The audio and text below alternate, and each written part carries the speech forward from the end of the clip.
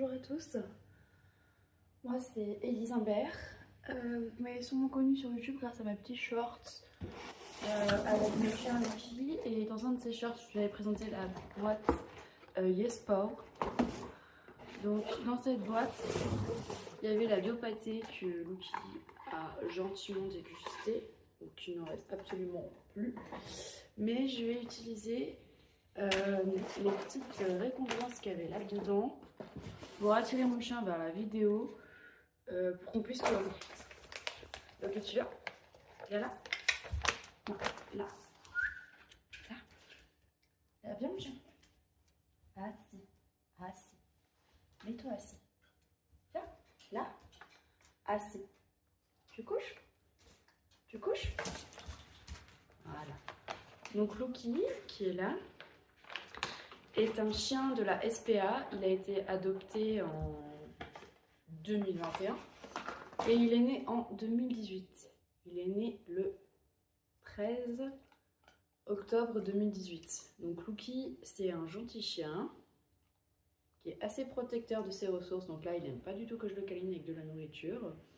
Et comme j'ai pu le dire dans ma vidéo sur l'agressivité, Lucky avait un tempérament qui était inscrit comme mordeur, et il se pouvait également qu'il soit agressif envers certains de ses congénères. Donc concrètement dans cette vidéo, je vais vous parler de comment ça se passe une adoption en SPA d'un husky sibérien. C'est lui qui veut bien s'asseoir, voilà. Et concrètement comment ça se passe. La patte, oui c'est bien. Et comment j'ai fait pour adopter ce merveilleux chien qui en fait ne s'avérait pas si merveilleux au départ. Donc non, Lucky.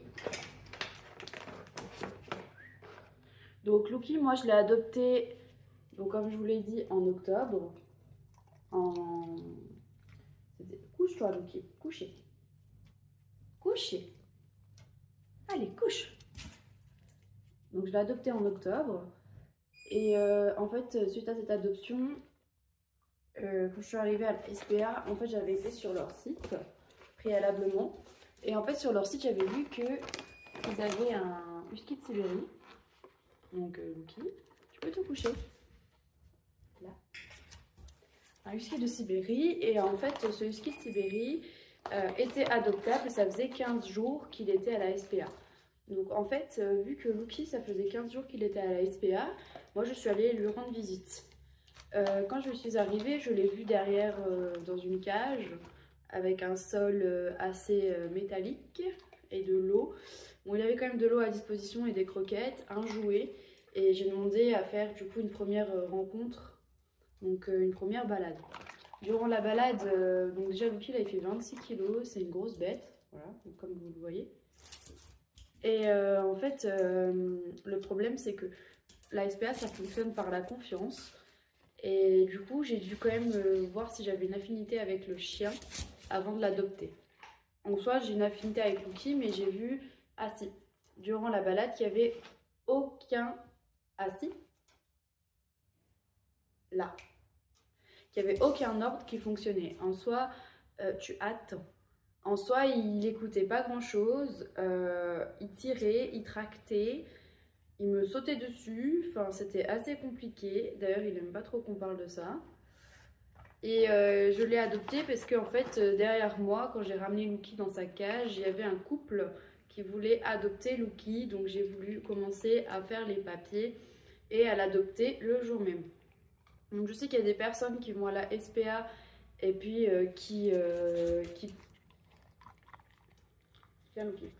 et qui prennent plusieurs balades pour prendre leur décision. Et moi, ça n'a pas été mon cas, tout simplement parce que tu te couches. Tout simplement parce que, en fait, je voyais la beauté de ce chien, le potentiel qu'il avait, même s'il était tout maigrichon. J'ai quand même posé 2-3 questions sur les raisons de son abandon. Les personnes qui m'ont reçu ont pu me dire qu'il avait été déposé à la fourrière et qu'avant il vivait dans une maison, probablement dans un jardin, non nourri et livré à lui-même. Donc, en soi, j'ai pas eu vraiment d'infos. C'est surtout moi qu'on a questionné. Donc, en fait, il faut savoir que quand vous adoptez un chien, on vous pose beaucoup de questions. On vous demande où est-ce que vous vivez, quelle est votre profession, quelles sont vos motivations. Moi, on m'a demandé si je faisais du sport, si je serais souvent présente à la maison parce que Lucky allait avoir des problèmes de troubles de l'anxiété.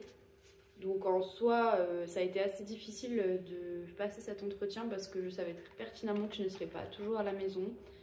Et ça m'a fait plus stresser qu'autre chose, mais au moins ça ramène à ses responsabilités. Donc une fois que vous avez répondu à tout le questionnaire, on vous remet une gamelle avec quelques croquettes pour 1 ou 2 jours, une laisse que vous êtes censé ramener. Je dis bien censé parce que moi la mienne elle a craqué au bout d'1 jour, c'était un collier avec des petits clous. Et puis une laisse méga courte pour un husky et un collier un peu gothique comme ça, noir en cuir avec des petits pics en fer. Enfin, je veux dire, c'était pas l'idéal. Donc en soi, moi je n'ai pas pu le rapporter malheureusement. Mais je sais qu'à la SPA, en tout cas, ils font des dons. Et ils font des dons de... Enfin, on peut donner des choses comme des serviettes pour les caisses des animaux ou bien encore... on peut donner des jouets, on peut donner plein de choses qu'on n'a plus besoin pour notre chien. Et forcément, ça peut être assez utile. Donc ça, c'était la partie un peu questionnaire administratif. Donc c'était pas tout, une fois que j'ai répondu à toutes les questions. Donc les principales, c'était est-ce que... alors voilà, j'ai le temps disponible pour le besoin énergétique de mon chien. Est-ce que... j'aurai la patience nécessaire pour éduquer un husky qui a un caractère quand même assez fort. On m'a demandé si j'avais déjà eu un premier chien, si j'étais quelqu'un de nature en engagement, si j'avais un conjoint, quels étaient mes horaires de travail. Et puis après, on m'a fait signer un formulaire indiquant que je m'engageais à prendre soin de l'animal. On m'a indiqué qu'il était castré et que je devais continuer à faire ses vaccinations parce qu'elles n'avaient pas été finies. Mais sachez que si vous adoptez le chien et que les vaccinations ne sont pas finies, la SPA, elle s'engage à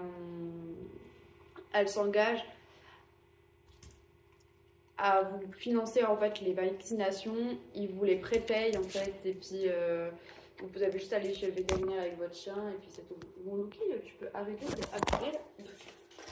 Bon bah voilà, ça c'est fait. Donc du coup avec Lucky, on a commencé l'aventure, il est monté dans ma voiture et puis il est arrivé à l'appartement. En soi, ça s'est bien passé. Il a pris ses aises. Quand il est arrivé à la maison, enfin à l'appartement de 60 mètres carrés, il s'est mis tout de suite sur le canapé, comme si c'était son panier. On va arrêter sur les friandises, ça fait beaucoup. Et du coup, ça s'est super bien passé, mais le truc c'est que j'ai plus rien. Du coup là il va partir. Le truc c'est qu'avec Lucky, le problème c'est qu'il avait un caractère quand même assez fort. Je me suis fait mordre parce que je lui ai pris un pot de yogourt dans la gueule. J'avais un lapin, on m'avait prévenu que ça ne passerait pas avec le chien. En effet, Lucky grattait à la porte pour avoir le lapin et une fois qu'il était face à la cage, il attaquait la cage de manière assez primaire. Bon là Lucky il comprend tout ce que je dis. C'est pas grave Lucky, je préfère toi que les lapins. C'est toi mon loulou. Oui, c'est toi mon loulou. Oui. Oui. C'est toi mon loulou. Et du coup, voilà, suite à ça, on a commencé toute une rééducation. Moi, ce qui m'a surtout aidé, c'est les vidéos d'EducDog sur comment éduquer un chien à ne plus tirer, comment éduquer un chien à partager la nourriture. Évidemment, il y retourne. Tu files, Lucky. Panier. On reste avec moi parce que je ferai la nourriture. Et comment faire pour que en fait la cohabitation humain-chien se passe au mieux. Donc là je vais aller le chat. Donc là il vient gentiment de lui demander de partir parce que je lui ai donné des friandises et qu'il pense que le chat va lui voler ses friandises. Donc grâce à tout ça j'ai réussi au bout de 3 ans à avoir un chien qui écoute mes ordres. Non Lucky tu files. Qui est respectueux de mon espace, qui va au panier quand je lui demande, qui a mordu 35 fois en 1 an, mais ensuite qui a mordu genre 2 ou 3 fois quand il a été provoqué des années plus tard. À savoir qu'au niveau du financement, j'ai payé entre 200 et 300 € l'adoption Lucky. Mais voilà, faut savoir que les chiens SPA c'est pas cher, mais c'est un investissement en fait d'éducation, de temps, de patience, d'amour. Enfin, faut leur donner tout ce qu'ils ont besoin et qu'ils ont manqué. Donc il faut être patient, il faut s'accrocher. Et les personnes qui m'envoient des messages pour me dire qu'ils veulent abandonner leur chien, ils me demandent si je connais des gens qui peuvent les adopter. Accrochez-vous, persévérez, regardez des vidéos, parlez-en autour de vous et puis ça va bien se passer. Voilà, c'était Ellie, c'était pour l'adoption de Lucky et puis n'hésitez pas à partager, laisser un petit commentaire. Ciao ciao.